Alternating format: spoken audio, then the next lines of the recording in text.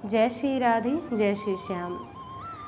आज हम शिव पुराण की एक और कथा वर्णन करने वाले हैं। बड़ी ही सुंदर कथा है कि रावण को नंदी महाराज ने कैसे श्राप दिया।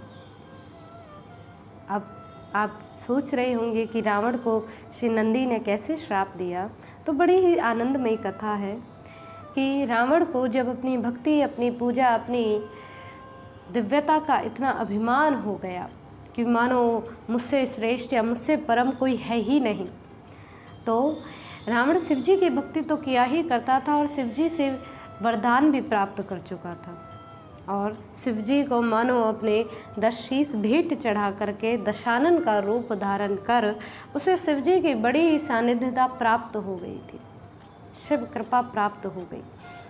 तो एक दिन शिवजी के दर्शन के लिए जब रावण कैलाश पर पहुंचा, उधर श्री नंदी जी महाराज द्वार पर खड़े थे। अब रावण अंदर जाने लगा तो नंदी महाराज ने कहा कि इस समय प्रभु मैया पार्वती के साथ दिव्य भाव से सत्संग कर रहे हैं और आप उनके दिव्य आनंद के बीच नहीं जा सकते।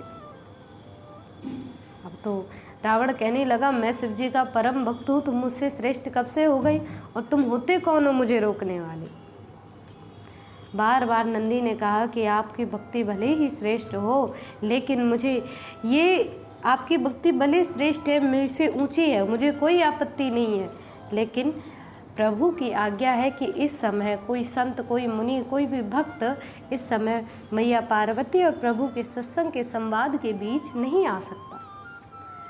लेकिन जब रावण बार बार अत्यत्र कहने लगा कि तुम वानर के से मुख के समान, तुम्हारी शोभा ही क्या है, अपना मुख देखो, तुम तो इस मुख से शिव नाम जपते हुए भी श्रेष्ठ नहीं लगते। तो जब बार बार रावण आलोचना करने लगा, शिव भक्ति तक की आलोचित करने लगा, तो उस समय नंदी महाराज ने कहा कि जिस वानर के मुख को तुम दूषित कहते हो, जिससे शिव नाम सदैव निकलता है, शिव भक्ति सदैव निकलती है, यही वानर का मुख तुम्हारी मृत्यु का कारण बनेगा। यही वानरी मुख तुम्हारी मृत्यु बनकर के आएगा, यानी जो वानरों के द्वारा ही तुम्हारी मृत्यु होगी। ऐसा श्राप जब रावण को लगा तो नंदी के श्राप को रावण ने उच्छेदित मान लिया, यानी सोचा कि इनके श्राप से क्या ही होगा, मैं तो परम शिव भक्त हूँ, मेरी भक्ति, मेरा ज्ञान, मेरी सद्बुद्धि बड़ी श्रेष्ठ है। ऐसा अपने मन में अभिमान कर लिया। तो जब आगे गए, फिर भी जब रावण नहीं रुके तो मैया पार्वती और भगवान शिव के संवाद के बीच आ गए। तो मैया पार्वती बड़ी क्रोधित हो गई।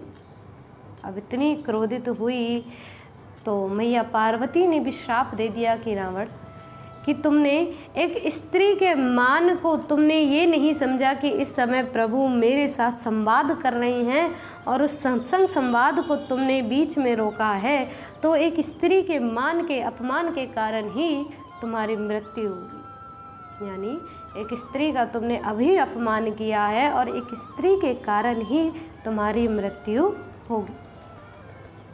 अब भगवान शिव जी बार बार देख रहे हैं रावण को। रावण ने शिव की स्तुति करी, प्रार्थना करी, कहा प्रभु मैं आपके दर्शन के लिए आया था।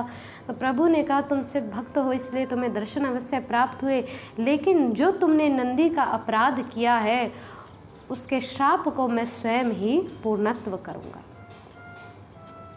अब तो रावण को यकीन हो गया कि मानो वानर के मुख के द्वारा ही मेरी मृत्यु होनी है। तो कहा कि प्रभु अवश्य आप ही वही वानर स्वरूप बनकर के आए जिनके कारण मेरी मृत्यु प्राप्त हो। रावण ऐसा कहकर स्तुति करके अपनी लंका की ओर चला गया। प्रभु नंदी के श्राप को पूर्ण करने के लिए श्री हनुमत अंश के रूप में प्रकट हुए। भगवान शिव जी हनुमान के रूप में अवतरित हुए, जो आंशिक स्वरूप से उन्होंने अपना अंश हनुमान के रूप में प्रकट किया। तो भगवान शिव जी की बड़ी ही ऐसी दिव्य लीला रही और इसी कारण से नंदी ने रावण को श्राप दिया था, उसके अभिमान के कारण से। तो अभिमान कभी ना करें, कभी भी क्रोध ना करें, कभी भी उन चीज़ों को ना मानें, क्योंकि अभिमान हम किसका करते हैं, जो कभी भी सत्य नहीं रहने वाली है। जो कभी नहीं टिकने वाली, उन चीज़ों का अभिमान करते हैं जो कभी टिक नहीं सकती, धन का अभिमान करते हैं जो आज है कल नहीं, जिसकी कुछ पता नहीं। तो इस संसार के और संसार की वस्तुओं के ऊपर कभी अभिमान ना करें, क्योंकि वो कभी नित्य रहने वाली ही नहीं है।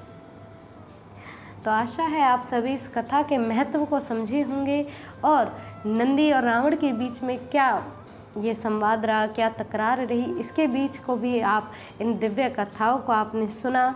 आशा है आप ऐसे ही दिव्य कथा श्रवण करते रहें, आनंदित रहें, प्रसन्न रहें, स्वस्थ रहें। जय श्री राधे, जय श्री श्याम।